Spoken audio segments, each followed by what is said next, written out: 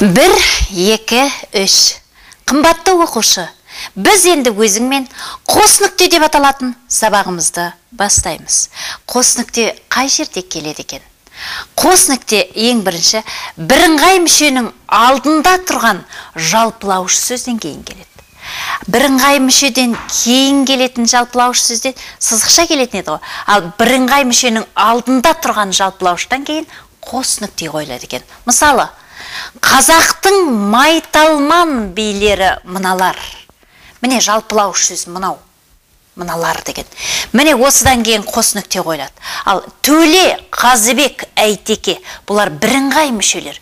Бірыңғай мүшеден мына жалпылауыш сөз бұрын келсе, солардың арасына қос нүкте қойылады екен. Бұл тыныс белгі көп жағдайда тестте сұралады. Мұны есіңде жақсы сақтағайсың. Келесі жағдайда жалғаулықсыз себеп салдар салалас құрмалас есіңде ме? Жалғаулықсыз, яғни бірінші сөйлемі екінші сөйлемнің себебін білдіреді, немесе екіншісі біріншісінің себебін білдіретін. Міне осындай сөйлемдер салдар мәндісі бірінші келсе, олардың арасына да қос нүкте қойылады екен. Мысалы, жайлаудың көлдеріне сене беруге болмайды.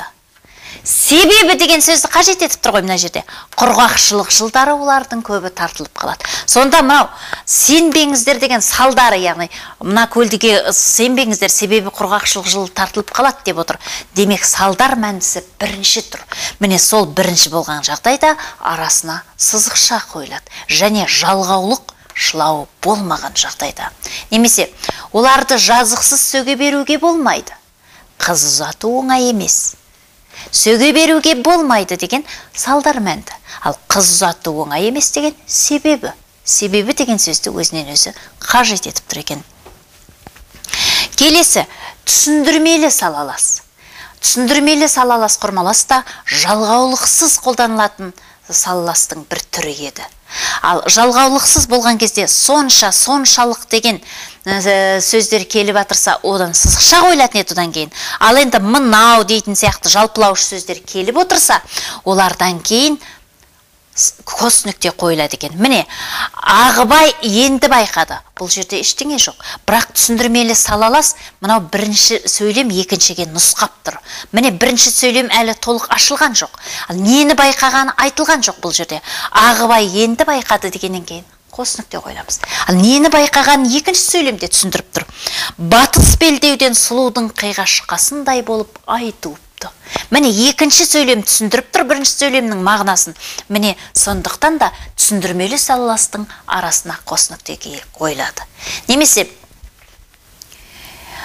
олардың сөйлегені мынау болды. Дереу қызды қолымызға берсін, немесе екеуіне айтатын кесігін өзі кессін. Міне, мынау болды деген жерде де қос нүкте қойылады. Түсіндірмелі салалас, міне бұл жерде де бірінші сөйлемнің мағынасын екінші сөйлем түсіндіріп тұрғандықтан арасына қос нүкте қойылады екен. Келесі жағдайда автор сөзі төл сөзден бұрын орналасатын болса, міне ондай жағдайда да арасына қос нүкте қойылады. Абай былай дейді. Міне, данышпан Абай, немесе кемеңгер Абай былай дейді. Міне, қос нүкте. Бұл автор сөзі.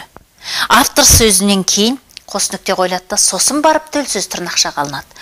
Ғылым таппай мақтанба. Демек, қос нүкте дегеніміз тағы да қайталайым. Бірыңғай мүшенің алдында тұрған жалпылауыш сөзден кейін келеді. Содан кейін жалғаулықсыз себеп салдар салаластың салдар мәндісі бірінші тұрған кезде келеді. Түсіндірмелі салалас құрмаластың арасында келеді. Және автор сөзі төл сөзден бұрын орналасқан жағдайда келеді екен.